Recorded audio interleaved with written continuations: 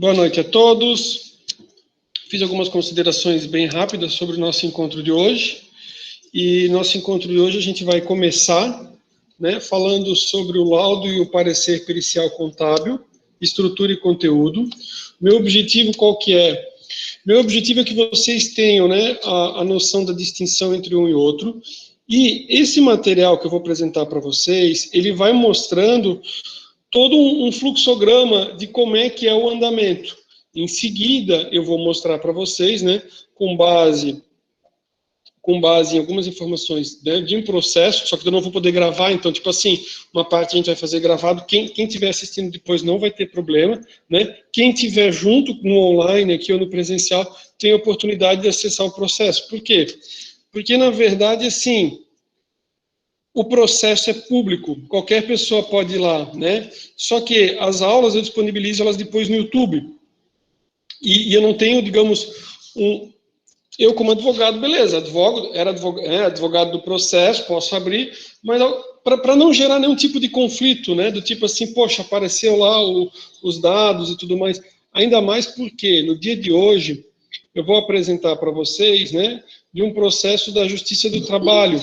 E a Justiça do Trabalho, até aproveitar para comentar, não sei se vocês sabem, existe um certo cuidado. Como assim, professor? Se você pesquisa na Justiça Estadual ou na Justiça Federal, você pode pesquisar pelo nome, pode pesquisar pelo CPF da pessoa, você localiza, Você localiza quais são os processos que tem, inclusive dá para apertar no botão que você quer ver os que estão em andamento e os que já acabaram, os que já não estão mais... Processos baixados, tá? O processo arquivado, baixa definitiva, Você consegue consultar, inclusive, os processos que não estão mais em andamento. Só que, na Justiça do Trabalho, existe um cuidado que é assim, Imaginem comigo, se você entra com o processo contra seu empregador anterior, aí você vai buscar, dizem que já é super difícil, Aliás, já é, não preciso dizer dizem, Na verdade, já é super difícil em algumas situações a pessoa conseguir uma recolocação ou conseguir uma vaga no mercado de trabalho. Se ainda o RH conseguisse fazer a consulta e localizar se existe algum tipo de processo trabalhista, era como se você tivesse uma mancha na carteira de trabalho da pessoa. Então, você não consegue consultar. É claro que, eu, particularmente, se eu tenho uma situação que a pessoa me pergunta, às vezes quem me pergunta é o próprio cliente. Eu tive uma situação que o cliente falou assim, Rafael, eu não sei o número do processo, eu quero saber de um processo meu. Eu falei, sim, já jogaste teu nome no Google, Por quê? Porque às vezes você joga o nome ou o CPF no Google, e o Google ele faz um pente fino, e às vezes tem situação onde que vai para onde tem a publicação, A publicação da intimação. E essa publicação da intimação, às vezes, aparece o nome e o processo. Então, daí você consegue achar, ou eu consigo achar, e eu consigo abrir o processo. Mas, como eu falei desde antes, Justiça do Trabalho tem toda uma precaução ali, um cuidado especial para que você não consulte não consiga achar, digamos assim, quem já ingressou com a ação, ou quais são as ações. Existem duas formas de você pesquisar. Ou pelo número do processo, que daí é o fácil, se a pessoa tem alguma dúvida, você consegue, pede para a pessoa o número do processo. Ou a outra forma que dá para pesquisar, que é bem difícil, que eu acho que não funciona 100%, é você pegar a OAB do advogado, que você sabe, e tentar achar pelos processos que ele entrou num determinado período, Mas eu tive uma situação assim que eu queria achar um processo, e eu não consegui achar o processo do advogado, não sei, a gente não conseguiu achar, mas estava lá, ele constava como advogado, tá? Então não sei dizer. Beleza, feito essas considerações iniciais, vamos iniciar então o nosso bate-papo, Laudo e parecer pericial contábil, estrutura e conteúdo. Primeira coisa que a gente vai visualizar, isso é um material bem curtinho, tá? Poucos slides, e a gente vai mostrar para que vocês tenham uma noção do todo, Então, aqui, eu tenho a ideia, de todo o fluxo, Então, primeiro passo, deixa eu vir com o mouse aqui, Designação da perícia, nomeação do perito, quesitos do juízo e o prazo. Tá? Então, assim, ó, por que eu falei que eu quero abrir o processo? Porque aqui vocês vão ver o fluxograma e depois vocês vão ver uma situação, tipo, na prática, né? Fica bom para você fixar o conteúdo. Com tudo na vida, né? O cara pegou, ele visualizou como é que funcionava, como é que a estrutura ou uma máquina funciona, fica mais fácil do que somente na teoria, tá? Então tá, ó. Primeira coisa, foi designado, então, que vai haver uma perícia, já disseram quem que vai ser o perito, o juiz já apresenta os quesitos dele e o prazo para entregar a perícia, tá? Em seguida, apresentação dos quesitos e indicação dos assistentes técnicos pelas partes. Logo em seguida, intimação do perito para elaboração do laudo pericial. Por que ele tem duas vezes aqui? Né? Mas por quê? Porque é o seguinte, no primeiro se tenta nomear o perito, né? O juiz já apresentou os quesitos e ele fornece o prazo, porque daí o perito tem que ver se ele aceita ou se ele não aceita, né? Na situação que eu vou mostrar para vocês, o perito disse, olha, a perícia em tal horário, tal data, tudo certinho, tá? Aí o que acontece? As partes vão ficar cientes da nomeação do perito e vão ter que apresentar os seus quesitos, as partes apresentam os quesitos e vão apresentar quem são os seus assistentes, certo? Vai ter o prazo para isso. Em seguida, então é intimado, né, o perito para elaboração do laudo. Tá, professor, por que aqui? Porque nesse instante aqui, ó, nesse ponto aqui, as partes já vão ter apresentado, né, os quesitos delas. Então, quando ele for para fazer a perícia no local, ou quando ele for para elaborar o laudo, ele já vai ter os quesitos das partes. Tá? A gente vai ter num outro momento, vai ser comentado a respeito de quesitos, e eu, inclusive, tenho umas situações, problemas para que vocês, mas não vai ser nosso encontro de hoje, que vocês apresentem os quesitos, tá? Próximo passo, atividade pericial e elaboração do laudo. O perito entrega o laudo em juízo, né? O perito não entrega para as partes, não, ele vai lá, ele faz a perícia e ele vai lá e entrega. Então, todos têm ciência no mesmo instante. No mesmo instante, todos eles vão receber, né, o laudo para visualizar. Aí, manifestação das partes sobre o laudo, né? E daí também tem o parecer pericial contábil. Lembra na aula passada? Na aula passada a gente falou, olha, o perito nomeado, perito contador nomeado, ele pode pegar a assinatura do assistente e ele assina junto para o laudo. O que acontece? Se o assistente assina junto, o assistente que ele é um contador também, né? Mas ele foi contratado por uma das partes, né? Pode ter o assistente do autor e o assistente do réu, tá? Ou reclamante, tipo a ideia do autor, e reclamada a empresa, né? Seria ré. Se o assistente assina junto, ele concordou com o laudo. Ele, não tem como ele assinar junto e depois ele dizer, ah, não, mas eu vou impugnar porque esse laudo está todo errado. Não, né? É como se fosse uma anuência, ele está anuindo lá o laudo. Seguida, apreciação do juízo sobre o laudo do perito e os pareceres dos assistentes técnicos. Ele vai para tomar a decisão final. Aí, da decisão aqui, ó, né, do fluxograma, ele abriu alguns caminhos. Ele homologa o laudo e o fim da atividade. Tipo assim, ele concordou, ele falou, cara, é isso aí mesmo, beleza, o laudo está perfeito, e vai dar a sentença, tá? Ou, se tiver algum tipo de questionamento, dúvida, algum problema, né, ele pode designar uma nova perícia com nomeação de outro perito, tá? Então, assim, deu alguma situação ali que não ficou legal, o perito não apresentou, ou houve, né, situação ali de imperícia, falta de conhecimento, ou situação onde o laudo não foi entregue, então, assim, era para entregar dentro do prazo. Ele é automático, professor? Não, né? Eu já vi situações, eu acho que eu contei para vocês, tive situações onde o perito acabou passando o prazo, ele extrapolou o prazo, né? Mas daí a gente pensou assim, pô, a gente também, né? Vamos se indispor com o perito? Não, a gente ficou, nossa, ali, a outra parte também ficou na dela, levou um pouquinho mais de tempo, ele foi lá e apresentou. Eu acho até que o juiz pediu para ele apresentar, tá? Mas nem o autor, que é, né, e nem o réu questionaram ali o perito, deixaram um pouquinho mais, né, eram poucos dias ali, até que fosse apresentado. Se não apresentar, o juiz pode automaticamente, só um minutinho, oi. Boa noite. Aqui na sala de inquéritos, se vai ter reunião? Não sei te dizer, teria que passar lá na sala da coordenação ou lá embaixo na secretaria.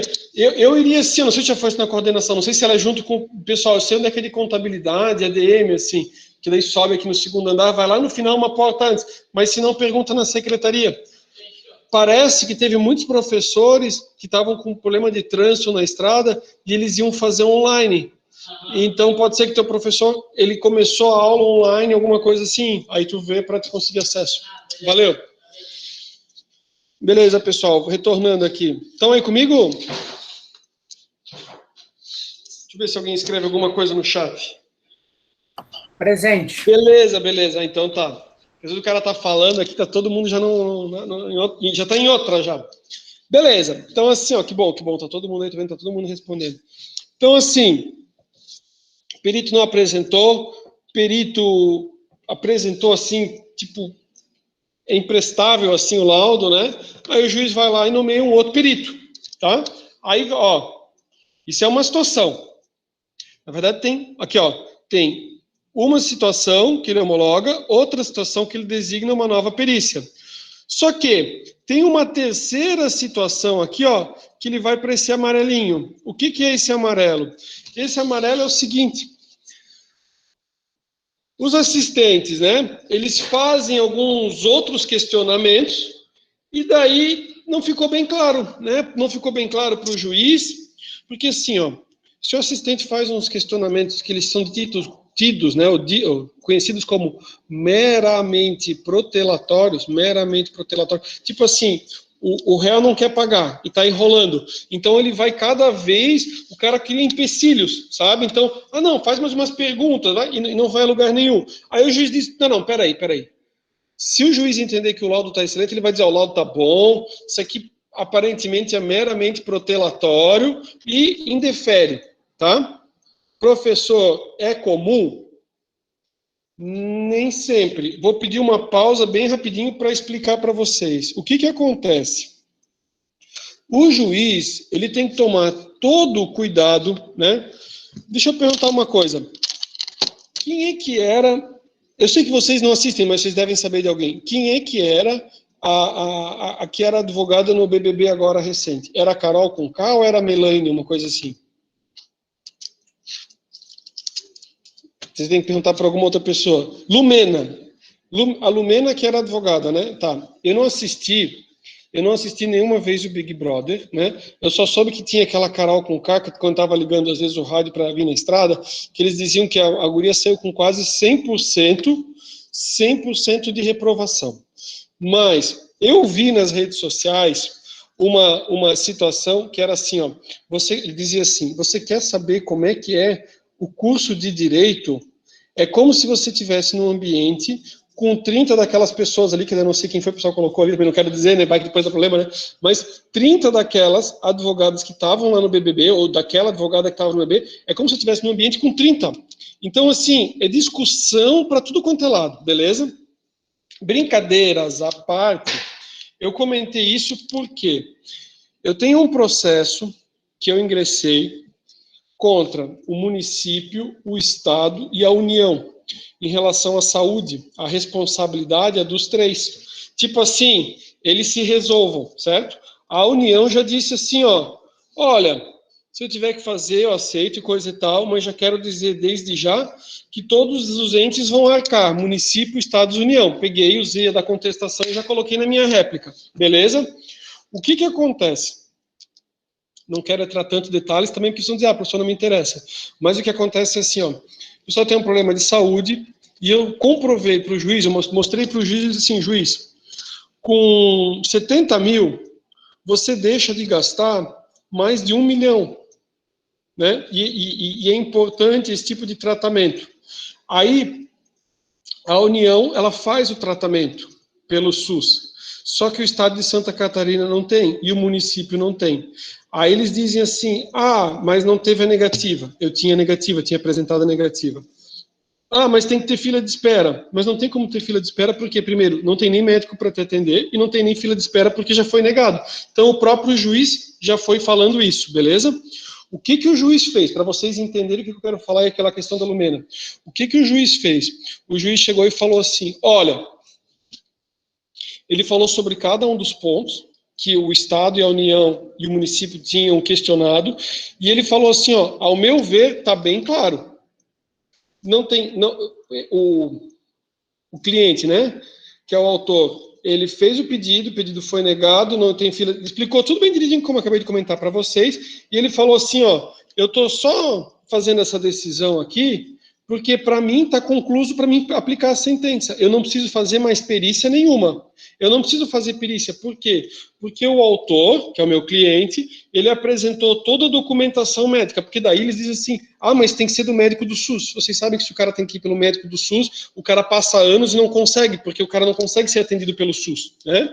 Então, alguns casos consegue, né? Se o cara for muito na emergência, muito chorando, ele consegue. Mas se não, o cara não consegue. Na verdade, meu cliente o médico falou, eu não vou fazer isso aqui, não vou assinar, isso aqui não tem aqui, entendeu? Mas aí você não tem a comprovação. Beleza, por que eu falei da Lumena? Porque daí a União chegou e peticionou e disse o seguinte, né, concursado, né, representando a União, né, e o procurador, ele falou assim, quero deixar bem claro, juiz, que eu entendo que tem que haver perícia. E desde já informo que a União ela vai recorrer da sua sentença, tá, por cerceamento de defesa, porque não foi oportunizado a União fazer a perícia, tá? Professor, como é que é essa petição? Essa petição estava, inclusive, endereçada lá para o Paraná. Do tipo assim, o advogado tem todo um cuidado para fazer tudo bonitinho. Pediram para alguém lá, alguém peticionou, estava excelentíssimo senhor, tipo, do Paraná. Não tinha nada a ver com Santa Catarina, que é onde entrega um processo, tá? Mas, tipo assim, para vocês entenderem, né, o que é o dia a dia lá, ou bastidores ali do processo. Então, assim, você faz um processo para buscar o direito do seu cliente, aí você tem lá são várias lumenas, ou até o professor é uma lumena lá, né? E daí tá todo mundo lá, e o cara diz, não. Ou faz a perícia, eu vou questionar, tá? Então, voltando aqui à nossa linha de raciocínio, o que acontece? Os assistentes, ou o assistente que o laudo não foi interessante, ele apresenta novos quesitos ou quesitos complementares, precisam aprender o que é quesitos complementares, dizendo assim, olha, esse laudo aí não está legal não, eu vou impugnar esse laudo aqui não serve, eu preciso que sejam apresentados, tem quesitos complementares, entenderam? Tá? Por quê? E por que às vezes o juiz ele vai abrir aqui, né? Que às vezes você vai dizer assim, poxa, juiz, o meu laudo está muito bom. Só que o juiz ele fala assim, cara, quem sabe eu abro aqui, senão depois o cara vai me impugnar toda a minha sentença e vai trabalhar a ideia do cerceamento de defesa, que não foi oportunizado a ele, né? O direito ali de que fossem respondidos quesitos complementares, tá? Então às vezes o juiz ele fala assim, não, então tá. Então, manda lá, e por isso que às vezes os processos demoram tanto, né? Então, manda lá novamente, né, para o perito, intimação do perito para prestar esclarecimentos. Aí, atividade pericial esclarecimentos, perito entrega esclarecimentos em juízo. Manifestação das partes sobre o esclarecimento, daí cada uma das partes vai falar sobre os esclarecimentos que foram prestados ou resposta aos quesitos complementares e apreciação do juízo sobre os esclarecimentos e manifestação das partes. Aí ele vai ter a sentença, beleza? Então, a gente tem desde a nomeação do perito e designação da perícia, pode já resolver aqui de cara, se não resolver, se for muito ruim já de cara, já vai para o novo perito, ou se não, ele pode ir para esse caminhozinho aqui do amarelo. Ficou bem legal esse fluxograma, e eu tentei explicar com o máximo de informações ali para que ficasse, né, bem tranquilo, e para entender. Também eu acho que é legal, quando eu converso com vocês, porque às vezes o perito pode entender ou achar, né, que é algo pessoal com ele, mas não é. né? Não é. Você vai ter situações que você vai fazer o seu laudo mais top das galáxias, vai ser o laudo mais porreta, mais fodástico, né? E a outra parte vai impugnar. E você vai dizer assim, cara, não tenho que impugnar, tá perfeito, o cara vai impugnar, tá? Às vezes ele está tentando ganhar tempo. Já comentei isso para vocês. Ah, professor, e se depois for constatado que for meramente protelatório e tudo mais, tá? O juiz pode, inclusive, condenar. Qual foi? Tive algum processo recente, que eu estava dando uma olhada, não me lembro se era, porque tem alguns que eu monitoro, né, de questão de familiar e coisa e tal, que eu tenho parentes que são advogados que pedem para mim dar um parecer ali, uma coisa, né, questão de família, assim, né, e outras situações que são as do escritório, não me lembro mais o que era, mas eu sei que eu me lembro que era, acho que era alguma coisa de família, que daí a outra parte tinha questionado e o juiz aplicou a condenação, né, porque ele disse assim, ó, isso aí, esse recurso aí foi meramente protelatório, vai pagar uma multa a mais, e a multa foi revertida para o autor, tá? Beleza, vamos adiante. Contexto do processo pericial, a metodologia de trabalho. Então, aqui é a metodologia, né, do perito.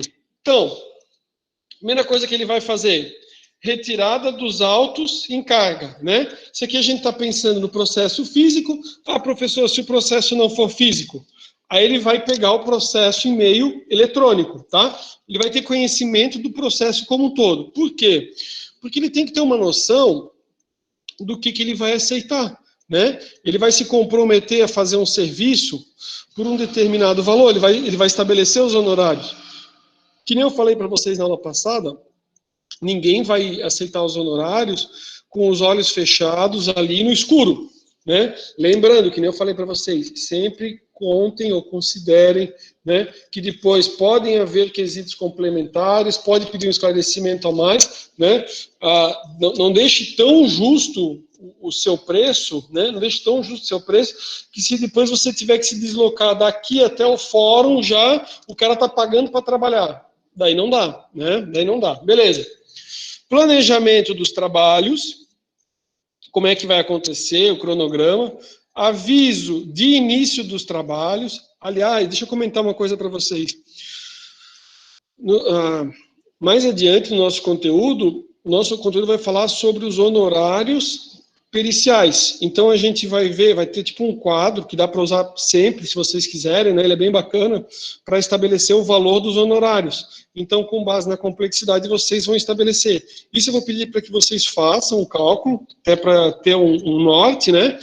E acho que a gente vai fazer na próxima aula. E também ali com a petição para apresentar, bem legal, tá? Então, o segundo passo era o planejamento de trabalhos. Terceiro, né, aviso e início dos trabalhos. Então, quando é que vai acontecer o trabalho? Diligências e procedimentos. Então, diligência, você ir até lá o local, né, por exemplo, ou em busca dos documentos. Vocês lembram que numa outra conversa você tinha diligências até o fórum para a retirada do processo. Era quando a gente estava, quem estava comigo no online viu, porque eu mostrei ali uma situação, né, que na hora de colocar os honorários, o cara colocou 1 hora, né, 1 hora que ele colocou o perito para diligências até o cartório, para justamente ter ciência do que era o processo. Depois, a análise dos dados, conclusões da perícia. Aí ele tem a elaboração do laudo e a entrega para o juiz, tá? Esse é o passo a passo, né? Vamos adiante.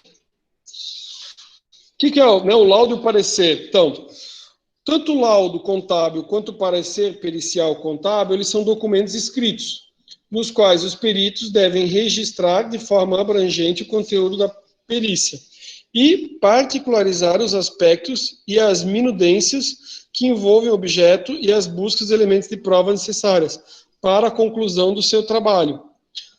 Obriga a norma que os peritos, no encerramento do laudo contábil ou do parecer pericial contábil, consignem de forma clara e precisa suas conclusões, né?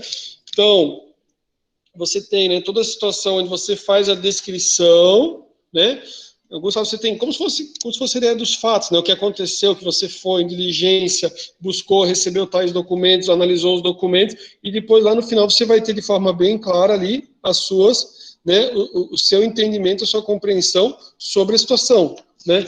Sempre de uma forma imparcial, né? Você não é nem de um lado nem de outro, você vai apresentar para o juiz, né, de uma forma extremamente técnica, tá? Eu vou deixar, se ficou faltando algum ponto aqui, eu vou mencionar. Hoje eu vou mencionar, né? Você depois vai ter, é importante, quando você termina, já que a gente falou das considerações, né? Você como contador vai assinar como perito, né? Seu registro junto ao conselho de classe, e sempre é importante, né? A gente já, desde sempre se aprendia a trabalhar, você bota assim, o laudo, hoje mudou bastante, né? Hoje mudou bastante, que eu digo assim, ó, quando você faz o peticionamento, você faz de forma eletrônica. Eu aprendi assim, ó, você peticiona, você olha se o documento abriu, né? Então, assim, fiz uma petição, tinha vários anexos, tinha vários documentos, peticionou, abre todos eles para ver se não deu algum arquivo corrompido, porque imagina você peticionar, daí depois de 3 meses você olha e fala assim, poxa, aquele arquivo não abriu. Já dá para ver na hora, né? Por exemplo, assim, ó, digamos que você fez a petição, certo? Com o seu laudo. Aí, você juntou mais 3 arquivos. Um não abriu, né? Meu Deus, não abriu, professor, o que eu faço, né?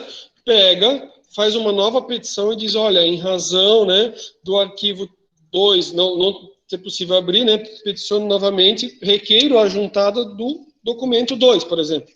Aí você pega e junta o anexo, tá? Sem problema nenhum. Só para daí ter. Então, assim, professor, já teve problema do arquivo não abrir? Não, nunca tive, tá? Mas eu sempre verifico. Eu aprendi assim, você sempre verifica. O que eu ia contar é assim, ó, os laudos, eles têm páginas, né, folhas, né? Então você vai dizer assim, ó, este laudo, lá no finalzinho, né? Este laudo contém 15 laudas, né, ou 15 folhas, né, numeradas, né, de tal a tal. Por quê? Antigamente você tinha ele físico. Então, digamos que a folha não tivesse numeração ou que tivesse perdido alguma folha, né? Ou gerasse algum conflito. Então, assim, para isso você dizia que o laudo tinha tantas folhas, de tanto a tanto, assinava no final. Então, a pessoa sabe que acabou o laudo, que tem as suas considerações lá e tem a sua assinatura com data, tudo bem direitinho, tá? Hoje em dia, como é digital, na hora que você juntar o arquivo, não vai ter como alguém corromper, você já joga direto no judiciário, né? Antes, também nunca soube de ter dado algum problema, mas era uma precaução, né, que a gente aprendia a sempre tomar o cuidado. Né? Aliás, vocês tiveram aula de ética comigo e vocês viram que na aula de ética todas as páginas de um processo, seja ele junto ao CRC, elas são numeradas. Né? Então, as folhas, quando era no físico, elas eram numeradas. Então, também não teria como, né? Digamos que o advogado também não faria, né? Mas digamos que uma parte lá ficasse meio doida lá e arrancasse uma folha. Ia faltar a folha no processo, tá? Ia ficar assim, 92, 96, 97, o cara dizer, calma, 92, tipo, não bateu, tá? Ok. Laudo pericial contábil. Ela é a peça técnica realizada pelo perito nomeado. Ela representa, né, ela é a materialização do trabalho pericial. E ela é a própria prova pericial. Supre a insuficiência do conhecimento técnico do juiz e ele é elaborado em cumprimento a uma determinação judicial, se for do juiz, uma determinação arbitral, se for lá de um juiz arbitral, ou, né, uma determinação de um contrato. Né? Então, o contrato estabelecia, regulava que, num caso em dissolução da sociedade, ou no caso de uma saída de um dos sócios, né, seria feito um laudo. Né? Seria feita a contratação de e daí é uma situação aqui, certo? Tipos de laudo e conteúdo. Então, aqui, o que a gente está visualizando é tipo, o que deve constar no laudo, né? Eu gosto quando, né, talvez vocês não tivessem o acesso, tivessem tido aula com outro professor, mas eu gosto quando você consegue ter alguns modelos que daí você consegue ver e falar assim, pô, esse aqui ficou bacana, esse aqui ficou legal, mas tem gente que nunca viu, o cara só viu aqui, que nem a gente tem a apresentação dos slides, né? Então tá, ele diz assim, ó, o laudo pericial contábil e o parecer devem conter no mínimo, então ele pode ter mais coisa? Pode sim, né?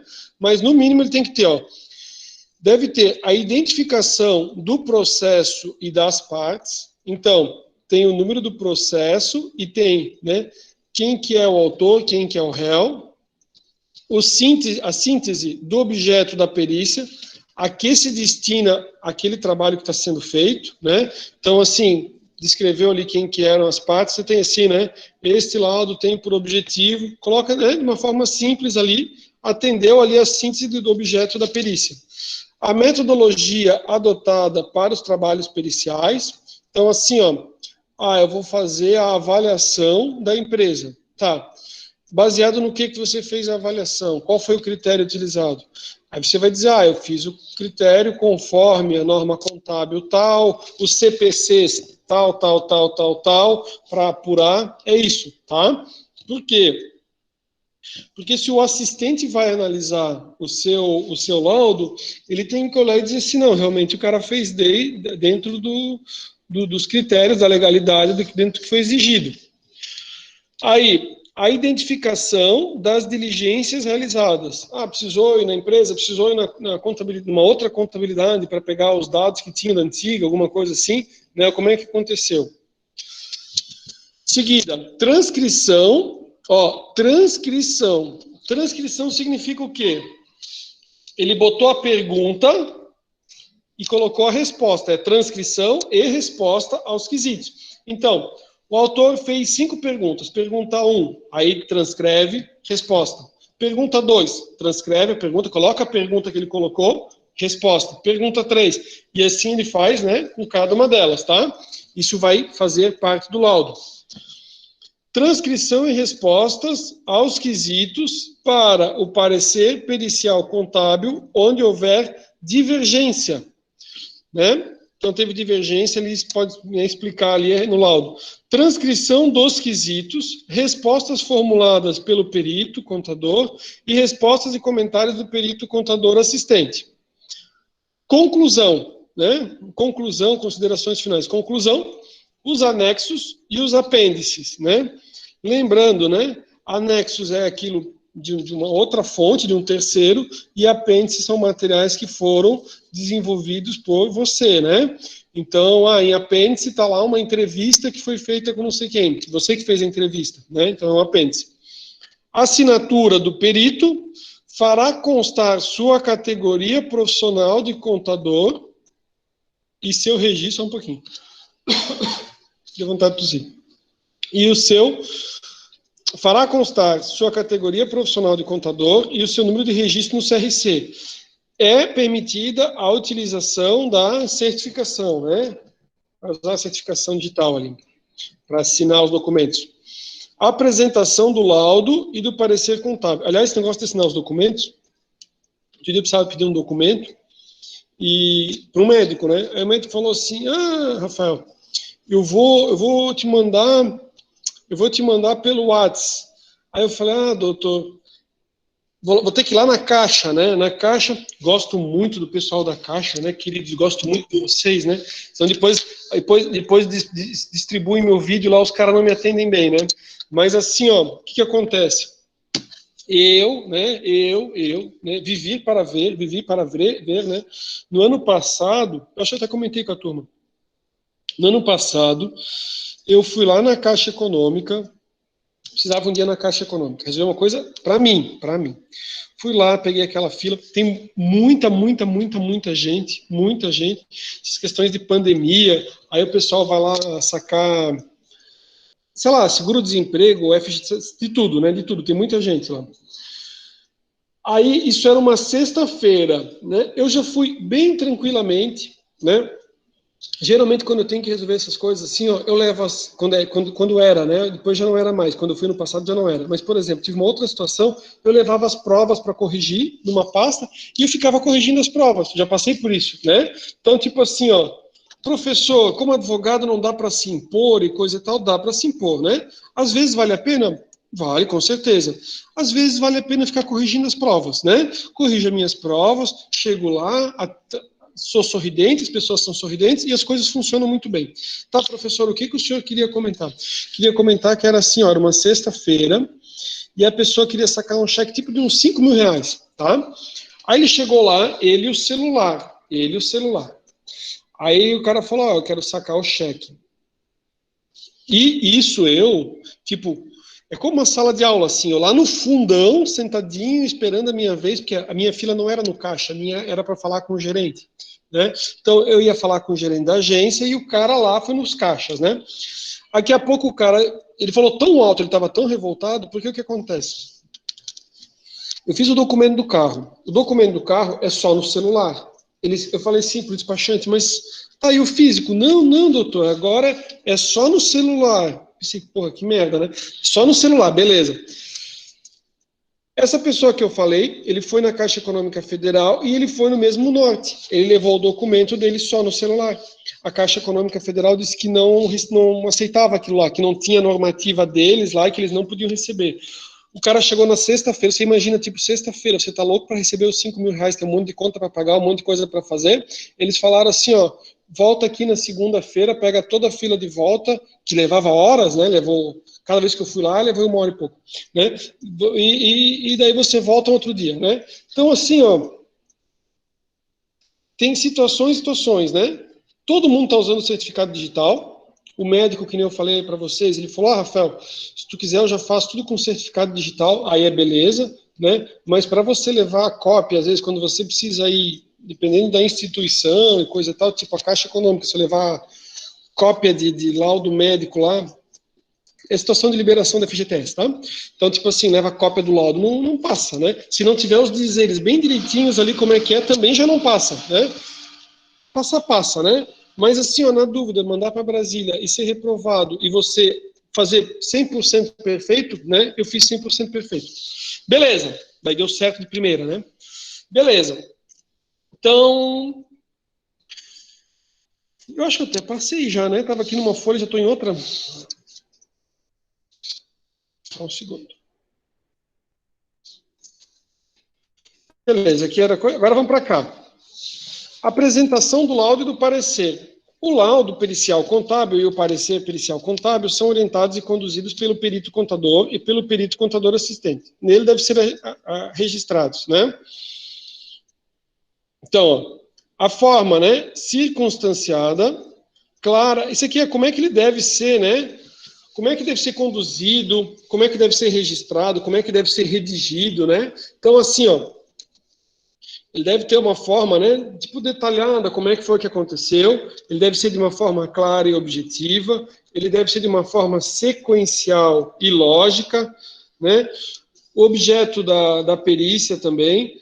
Eu vou ser bem sincero com vocês, eu tenho que trabalhar da forma mais simples possível, né, que eu digo assim, acho que eu comentei um outro dia,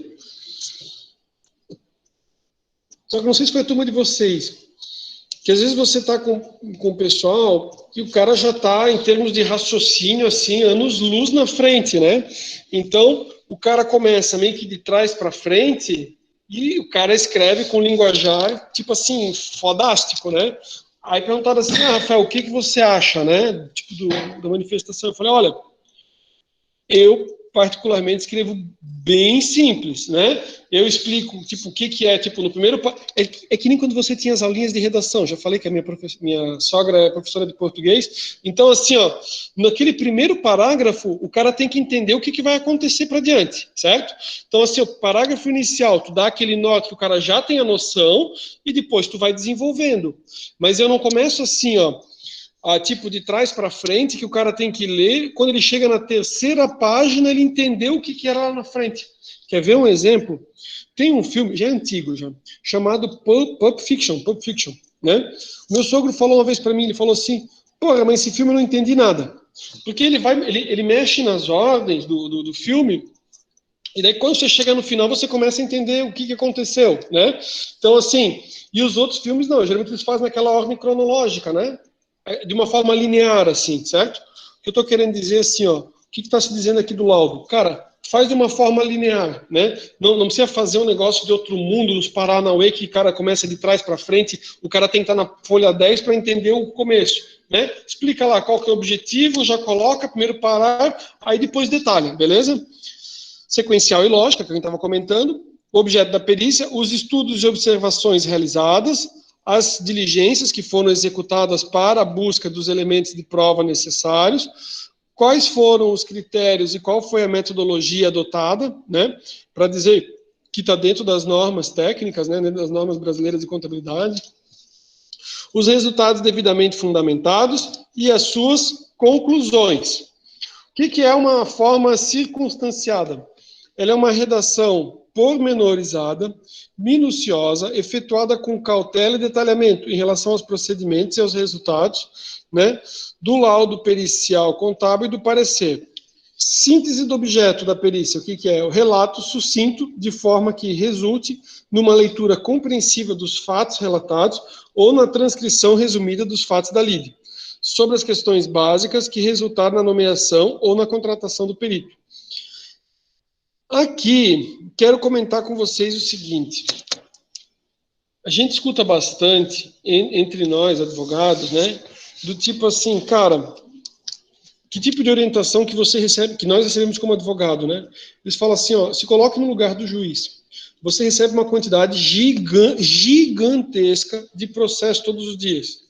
Né? Você não está preocupado se o advogado sabe falar alemão, latim, russo e coisa e tal. O advogado não precisa fazer assim, milhares e milhares de citações. Por quê? Porque o juiz ele também tem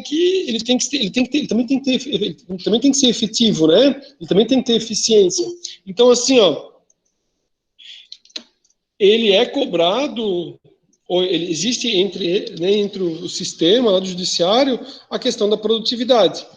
E estou comentando isso porque eu participei de um evento com um professor, o cara é muito bom, de direito administrativo, e ele disse assim, olha, eu vim de uma formação que era da minha primeira graduação, né, da minha época, onde você aprendia assim, que você tinha que colocar latim, tinha que fazer tudo, tipo assim, as peças, né? E ele falou assim, olha, hoje em dia eu já ensino diferente os meus alunos. Aquilo que a gente teve no final, até os anos 90, comecinho dos anos 2000, que era fazer aquelas petições grandes para mostrar para o juiz que você era sabichão, né? Fazendo um papel diferente, para daí, tipo, a pessoa quando abre o processo já logo vê a sua petição, né? Ele falou assim, certa vez ele foi com um juiz, né?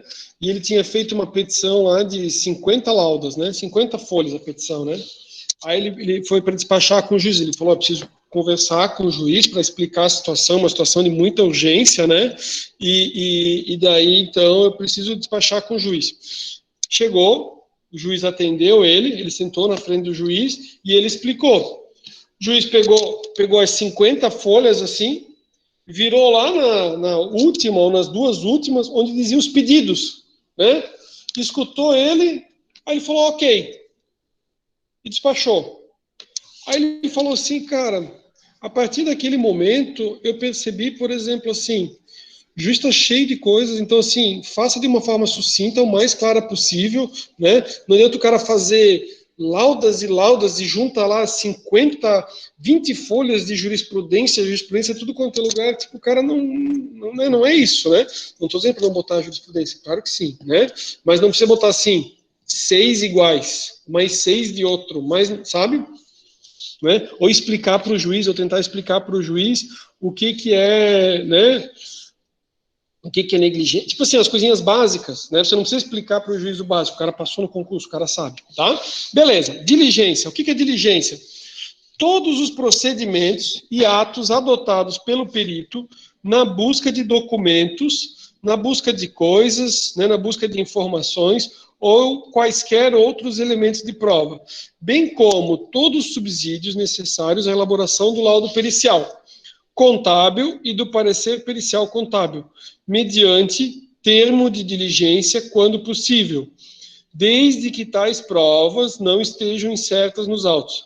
Ainda são consideradas diligências as comunicações às partes, aos peritos, contadores assistentes ou a terceiros, ou petições judiciais em decorrência de necessidade de arrecadar elementos de prova, tá? Então também são consideradas diligências. Muito bom, né? Então a gente tem um material que explica, né, sobre cada um desses pontos. Estou querendo ver. Aqui está meu mouse na outra folha, beleza, adiante. Metodologia. Conjunto dos meios dispostos convenientemente para alcançar o resultado da perícia, por meio do conhecimento técnico-científico, de maneira que possa, ao final, inseri-lo no corpo técnico do laudo pericial, contábil e do parecer pericial contábil. Critérios. Critérios da perícia, né? Procedimentos que servem de norma para julgar ou decidir o caminho que deve seguir o perito na elaboração do trabalho pericial. É a faculdade que tem de distinguir como proceder em torno dos fatos alegados, né? Então, quais foram os critérios adotados para que ele fizesse de um jeito ou de outro, né? Justamente para evitar a impugnação, né? Lembrando que a impugnação pode, né, as outras partes vão sempre, pode ser que as outras partes sempre venham tentar, né, impugnar o seu laudo. Mas aqui você vai dizer qual foi o critério utilizado. Quer ver um exemplo? Olhem só, olhem só. Vocês têm várias disciplinas que tratam a respeito de análise de investimentos. Vocês aprenderam, né, a fazer ali a análise de investimentos. E eu tive uma situação, ó, poderia ser das duas formas, tá? Mas só para vocês entenderem.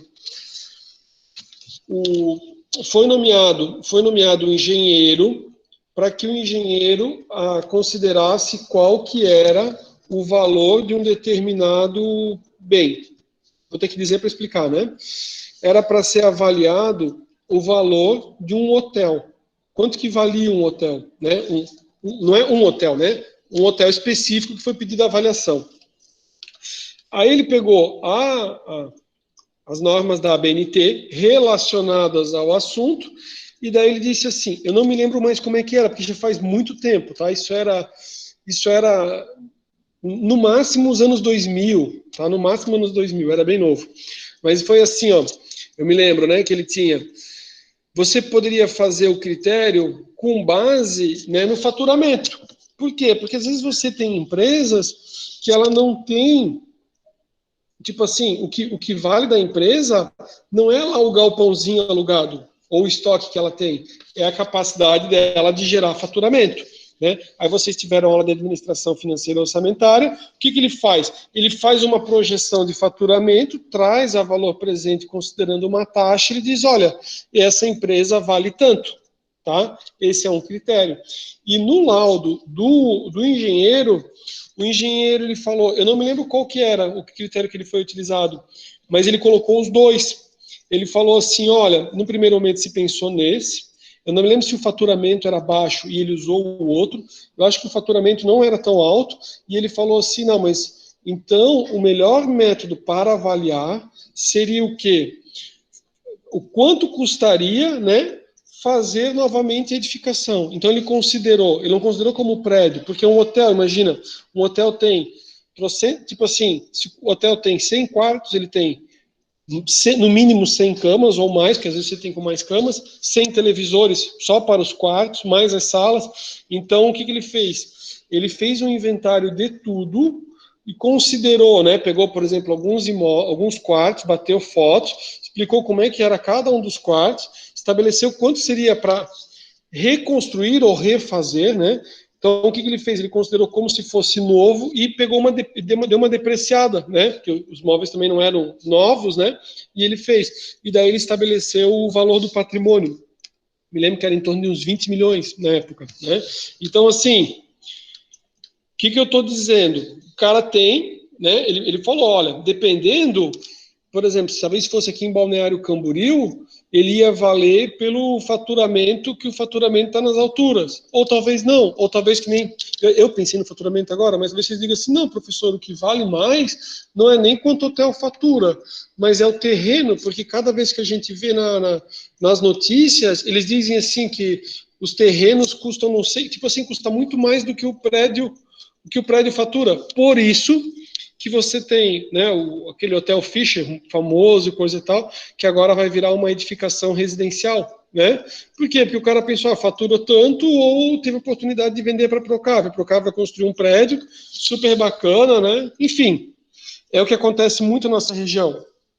O preço do metro quadrado é alto, às vezes acaba compensando você desmanchar a edificação, que nem aconteceu com o Hotel Fischer, que nem aconteceu com outro edifício que a Pascoaloto demoliu, que fica lá perto da padaria, da sanduicheria Tropical, para construir um novo. Tá? É tão vantajoso que é mais vantajoso demolir todo o prédio e fazer um novo. Beleza. Tá? Então, daí, os critérios é justamente por que você fez de uma forma, por que você utilizou uma metodologia ou outra. Seguindo na sequência. Resultados fundamentados representam as consequências do trabalho técnico-científico do perito, por meio da explicitação da forma pela qual o perito chegou às conclusões da perícia. Conclusão. A conclusão é a quantificação, quando possível, do valor da demanda, podendo reportar-se a demonstrativos apresentados no corpo do laudo pericial contábil e do parecer pericial contábil ou em documentos. É na conclusão que o perito colocará as informações que encontrou na busca dos elementos de prova inerentes ao objeto da perícia e que servirão de apoio para a opinião ou julgamento. Né? O que são anexos? Anexos são documentos elaborados por terceiros ou documentos elaborados pelas partes com o intuito de complementar a argumentação ou elementos de prova arrecadados ou requisitados pelo perito. Apêndices. Os apêndices, que nem a gente já tinha dito, são os documentos que são elaborados pelo próprio perito, com o intuito de complementar a argumentação ou elementos de prova, né?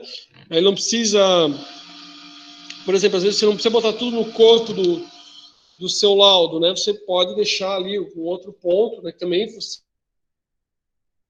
elaborar. Tipos de laudos. Então, dentre os tipos de laudos, né? Exames, vistorias, indagações e investigações, arbitramento e avaliações. A gente mais adiante vai conversar então sobre esses tipos de laudos. Né? Laudos de exames, laudos de vistorias, né? Indagações e investigações. São as espécies mais comuns na perícia contábil. São construídos através de perguntas e respostas, requeridos na fase de instrução do processo, né? Então, assim, ó, instruir é para quê, né? Então, assim, ó, fazendo um bate-papo, já que nosso bate-papo é bom para aprendizado, né? Se eu ingresso com uma ação, eu tenho primeiro, né, uma audiência de conciliação, onde eu tento amigavelmente, através de um acordo, de resolver o processo. Passou a audiência de conciliação, o juiz diz assim, ó, vou para a fase instrucional, né? Vou para a instrução do processo. A próxima audiência vai ser a audiência de instrução, né? A audiência de instrução é assim, ó, vai ouvir, né, as partes, né, autor e réu. Às vezes ele diz que já não quer ouvir as partes, digamos, dependendo do que for o processo, tá?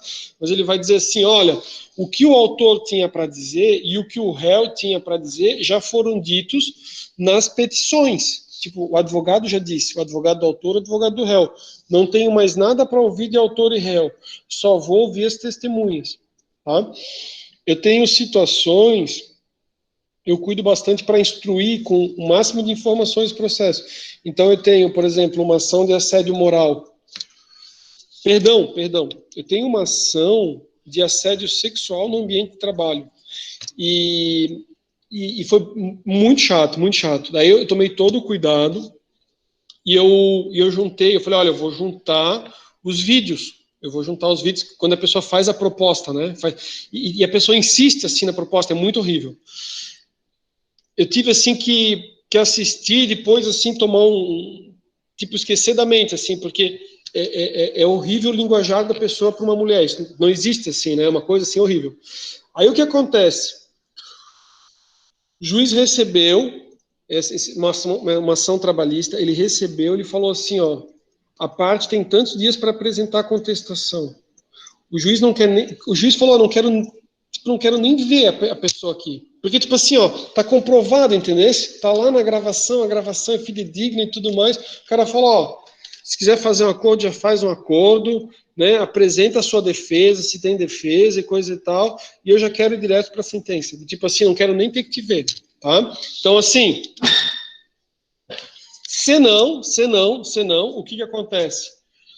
O juiz pergunta assim, olha, veja se vocês têm acordo, a gente vai fazer uma audiência de conciliação. Chega lá no dia da audiência, olha, e aí, doutor, tem acordo? E aí, doutor, tem acordo? Tem acordo? Tem acordo? Ah, não tem acordo. Não tem acordo, então tá. Então vou marcar uma próxima audiência de instrução. Aí tem na audiência de instrução que quando vão ser ouvidas testemunhas. Aí depois disso, o juiz dá a sentença. Beleza? Então, esse tipo de laudo é o laudo que ele vai servir, né, para que o juiz tenha os elementos de prova para dar a sentença. Professor, do que a gente viu desde o nosso primeiro encontro, o que seria? Aqueles quando tem insalubridade, né? Vocês aprenderam sobre insalubridade ou periculosidade nas aulas de vocês com o professor Leandro Rigueto, né? Então, o que acontece?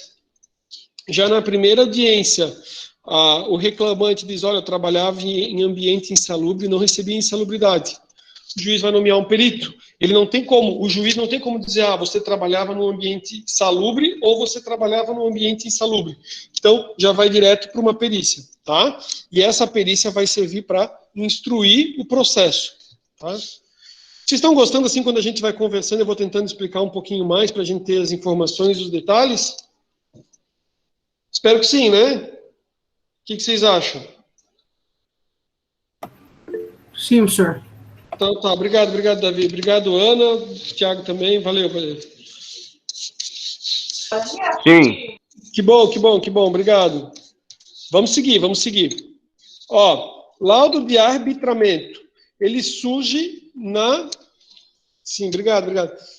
Ele surge na fase de liquidação da sentença. Então, o que é isso aqui? É aquela situação onde você tem que apurar quanto que um deve para o outro, né? Então, na hora de liquidação ali, é a situação assim, ó, você já sabe, né, que um tem que pagar para o outro, mas não ficou bem claro qual que é o valor. Então, essa perícia vai justamente, né, dizer o quanto que um tem que pagar para o outro. Tipo, que nem a gente falou, já que hoje o dia é trabalhista aqui, né, que o exemplo é muito trabalhista aqui. É aquela situação assim, ó, que o funcionário fazia tantas horas extras por semana, aí trabalhava em tais dias, finais de semana, né, também trabalhava. Quando era feriado, 2 feriados nacionais ao longo do ano, tipo, fica bem doido assim, e daí ele fala assim, poxa, agora quem é que vai calcular isso aqui? Aí ele fala assim, vou dar essa bucha aqui pro contador. Aí o contador vai lá, verifica, né, bem direitinho pelo calendário, quando que era feriado, daqueles feriados, o que bate com o que o juiz tinha comentado, e ele vai apresentar, olha, excelência, esse aqui é o valor, né, que o reclamante tem direito, tá? Estou falando de trabalhista, mas poderia ser uma situação, que nem eu comentei para vocês que a gente teve, que é onde um sócio entra contra o outro, uma ação, né, vai me fugir o nome, só um pouquinho. Uma ação de prestação de contas, ele entra com uma ação de prestação de contas e diz assim, olha, os valores, cara, não está certo, as contas não estão fechando. Aí o que acontece? Já foi, né, o juiz já entendeu que o réu deveria ter prestado contas, que ele não prestou contas direito, condena o réu a prestar contas e a pagar a diferença devida, só que daí ele não sabe qual que é o valor. Aí ele fala assim, perito, venha cá, né? Aí ele, perito, preciso que você, né, faça todos os demonstrativos contábeis aqui, veja o que ficou faltando, o que não foi apurado ou não foi lançado aqui, que nem está comprovado no processo, e daí apresente quanto que é o valor devido para o autor, tá? Esse é um caso que a gente tem recente agora para fazer os cálculos. Beleza, apuração do valor devido pela parte perdedora e a exposição dos critérios técnicos adotados. Ele vai explicar, né, como é que foi o critério que foi adotado, como é que funcionou. Beleza. Laudo de avaliação. envolve geralmente a apuração dos haveres, poderia ser o caso lá do que eu tinha falado, que é da ação de prestação de contas, né? Aqui eu puxei para tentar descobrir quanto é que era que um tinha que pagar para o outro, tá? Que era de arbitrar ali o valor. Requer a elaboração e a descrição de quadros e critérios de avaliação e usuais em falecimento. Quero só fazer uma explicação para ficar melhor compreendido, tá? Aqui, eu estou naquela ação de prestação de contas, onde tem alguns valores que não aparecem lá e eu preciso apurar. O que vai acontecer? O perito ele vai fazer as informações com os dados que ele tem, né? De certa forma, se ele fosse até querer usar a palavra arbitramento, ele vai ter que arbitrar algumas receitas ali que não estavam, ou algum critério, enfim, isso é uma situação. Na avaliação, se a gente for pegar bem aqui a lógica, né, é assim, ó, que ele traz como exemplo, um dos sócios faleceu, e ele fala assim, tá, mas quanto que é o valor da empresa? Quanto que vale? Por quê? Porque a lógica é a seguinte, não sei se vocês já passaram por isso. É dito, vocês devem ter escutado muito, que diz assim, as empresas, elas começam geralmente com 10 mil reais. Eles falam assim, com 10 mil reais? Não, a maioria das empresas começa com 10 mil reais. Aí tu fala assim, mas de onde que tiraram isso? Daí você descobre que é o seguinte, é porque na maioria, né, dos contratos sociais da empresa diz assim, capital social, 10 mil reais. Mas na prática, na verdade, o que aconteceu era assim, eles colocaram 10 mil reais, mas daí um dos sócios, às vezes, já acabou até fazendo um empréstimo pessoal para a própria empresa, depois aquele contrato de mútuo, né? Volta para o sócio, não era 10 mil, na verdade não era 10 mil, mas eles colocam 10 mil, então fica sempre 10 mil. Estou comentando isso porque talvez vocês se deparem, que nem eu já me deparei, com uma empresa que ela tinha um capital social de 13 mil reais. Capital social, 13 mil reais. Essa empresa, ela tinha 13 imóveis. Um dos imóveis era um frente-mar na Avenida Atlântica, avaliado em 2 milhões. Né? Só que aquele capital social era uma empresa muito antiga, então teve aquela inflação. Quando eles fizeram a negociação, como eles fizeram entre familiares e coisa e tal, eles transferiram os 13 mil reais, beleza? Beleza, isso serve lá para eles? Serviu, né? Serviu. Mas, se por um acaso, né, é um familiar seu, e o cara fala assim, olha, a empresa tem um capital social de 13 mil reais, o nosso pai morreu, eu vou fazer o seguinte, tá aqui, ó, eu sou tão bonzinho que eu vou te dar 10 mil reais na mão aqui agora, porque tu sabe que eu trabalho com outro negócio, vou te dar 10 mil reais, e tu me passa os 50% das cotas. Existe isso? Não, né? O que é feito? É feita uma avaliação, né, daquela empresa, daquele negócio, para ver qual que é o valor real da empresa, para daí dizer assim, não é 13 mil reais, né? As cotas da limitada estão lá no total de 13 mil reais. Só que essa empresa vale muito mais, né? Tá? Essa é a ideia do laudo de avaliação, tá? Aí ele diz, ó, dissidência da sociedade ou falecimento do sócio. Ainda ali tem tipos de laudos e conteúdos, né, no ponto 3. Diz assim, ó, o conteúdo do laudo pericial deve possibilitar a apreensão de duas grandes partes. Né? Uma expositiva, que ele explica, né, tudo, deixa bem detalhado, e a outra conclusiva. Agora vamos para quesitos de resposta. Tranquilo aquelas partes ali dos tipos de laudos? Acho que sim, né? Tentei explicar ali bem direitinho, porque para ficar mais claro, e assim, ó, né? Professor, mas ali eu vou ter uma situação que é mais para um lado, mais para o outro. Com o tempo, é claro, se você tem uma pergunta objetiva, você vai responder de uma forma bem objetiva. Mas com o tempo, eu acho, né, por quanto mais eu fui estudando, eu descobri que nem tudo obrigatoriamente tem que ficar ali naquele quadradinho, sabe?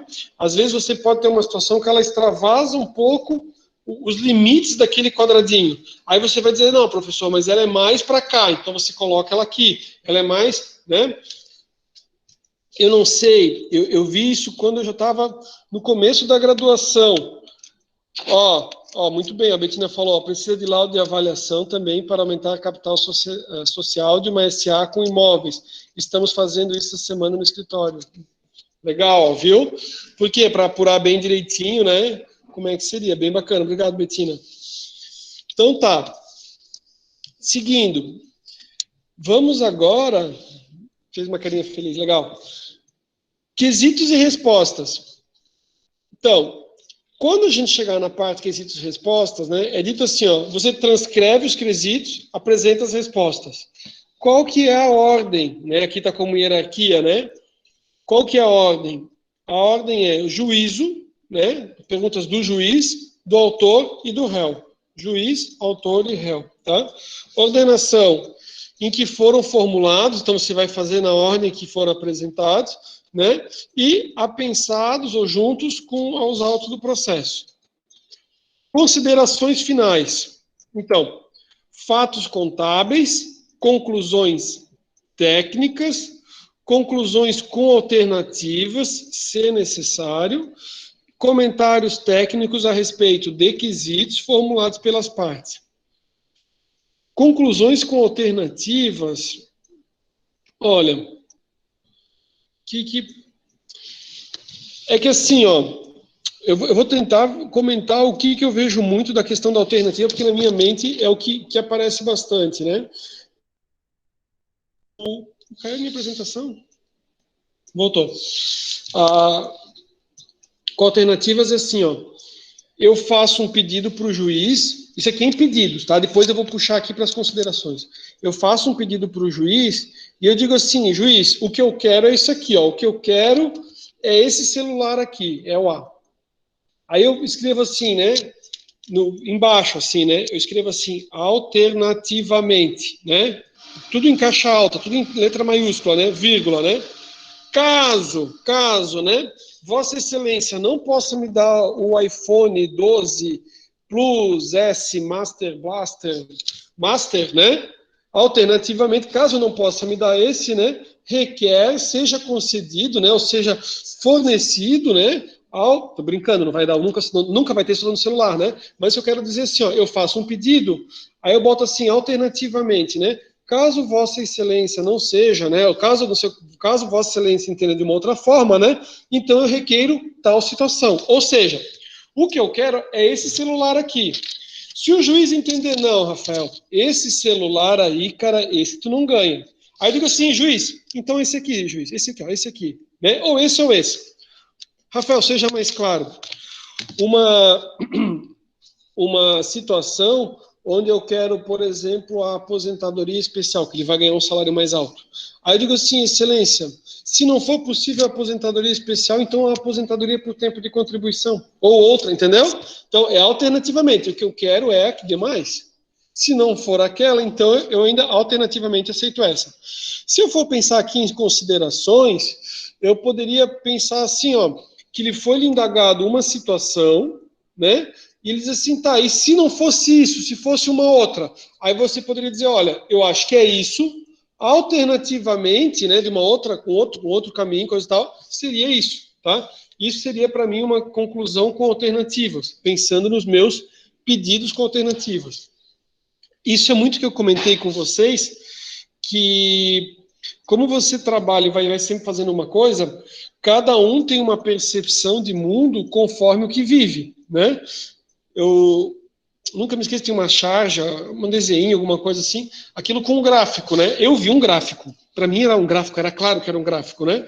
Aí, daqui a pouco ele mostrava sobre uma outra perspectiva, a mesma imagem, e aquilo parecia ser realmente uma coisa tipo médica. Aí tu fala assim, mas que demônio, é a mesma figura, né? Mas ele te dá uma outra perspectiva, tu fala assim, poxa, né? Beleza, tá? Comentei isso para falar sobre conclusões com alternativas, né?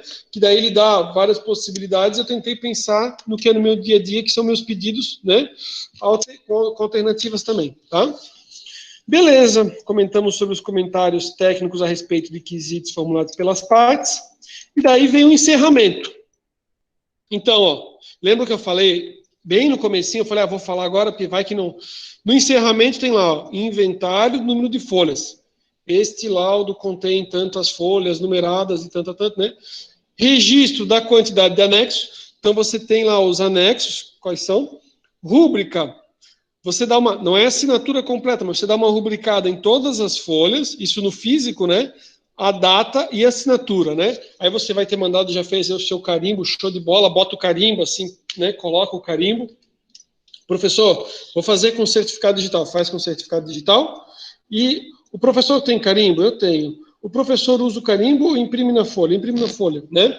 Mas quem foi que eu vi? Teve alguém que eu vi que botou, inclusive, no Stories, assim, que ele foi fazer, né?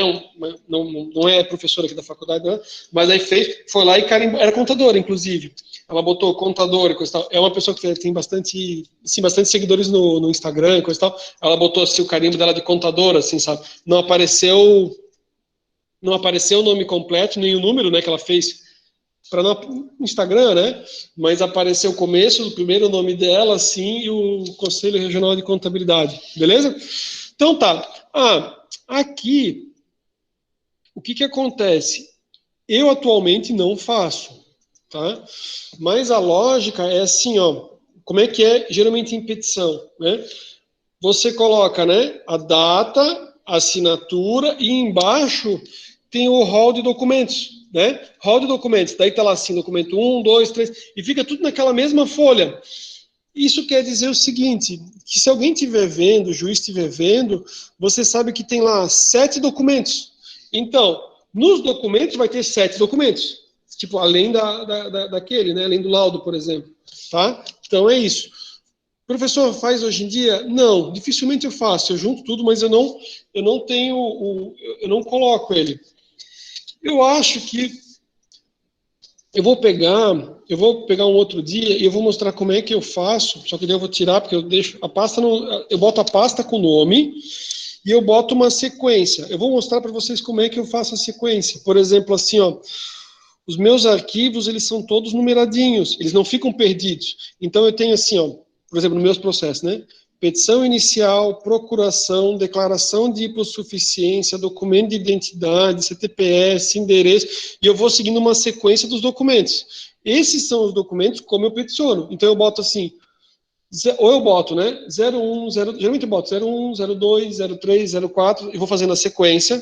Aí quando eu vou peticionar, eu junto eles, eu consigo ver se eles estão em ordem, né?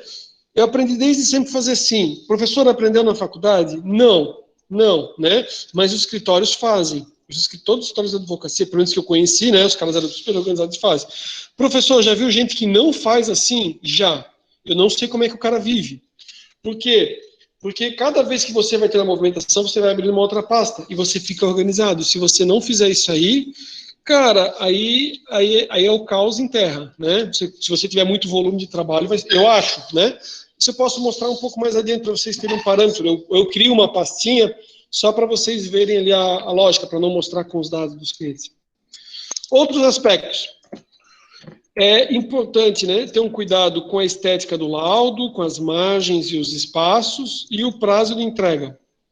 Vocês vão ver qual que é a letra que vocês gostam mais de utilizar, né? Se quer fazer, às vezes, com uma letra diferente, cuidado para não coisa. No escritório, a gente trabalha com Arial 12, citação longa, se tem uma citação longa eu quero fazer, né? Daí eu faço, é que nem o TCC, que nem uma coisa, né? Aí eu faço, né? Aquele recuo de 4 centímetros, espaçamento simples, letra Arial 10, né?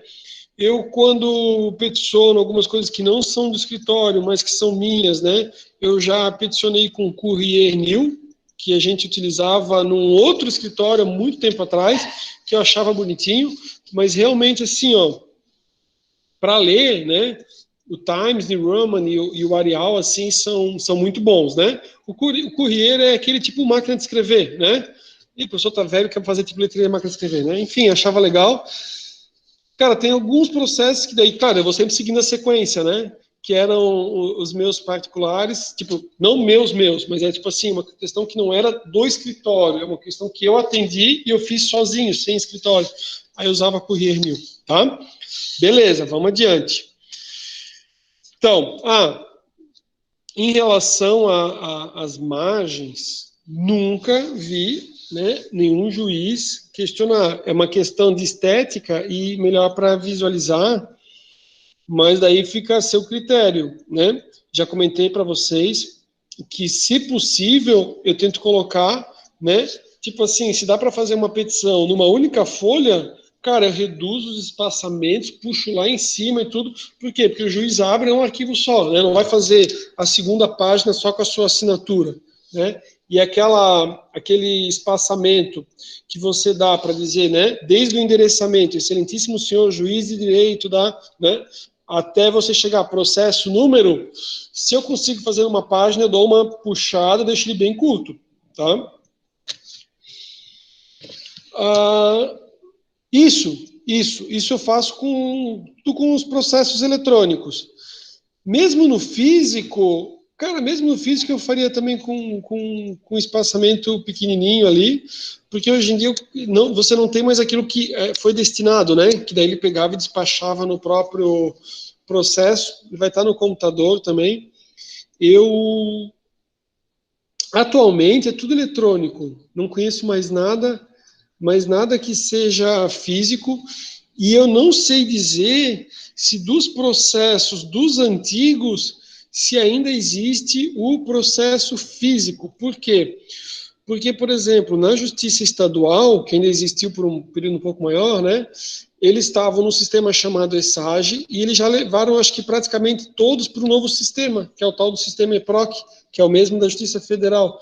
Então, assim, de processos que eu queria pesquisar, por exemplo, os antigos que eu via no ESAGE, hoje em dia eles já estão todos no EPROC, não tenho mais nenhum, falando de processo de 1998, 1996. Professor, como é que pode ter uns processos tão antigos? Esses processos que envolvem questão tributária, que às vezes não acha o devedor, ou o devedor não tem bens, e a União fica tentando cobrar, geralmente esses processos, assim, aquilo se estende, assim, né? E daí você vê processos mais antigos, mas hoje em dia eles são tudo eletrônicos. Tá? Prazo de entrega, né? Outros aspectos, tomar cuidado, preocupação com o prazo de entrega, e a questão da petição e do protocolo, né? Então, quando você leva, que nem o Adalberto perguntou, levava físico, né? Você sempre levava, ou você levava, né, o processo inteiro, mas, né, eu já não levava o processo inteiro, levava só a primeira folha. O que acontece? Deixa eu ver que máquina que faz isso. Eu poderia falar para vocês de uma máquina que, na verdade, cara, também já nem é mais assim, mas enfim, vai que talvez alguém saiba, né?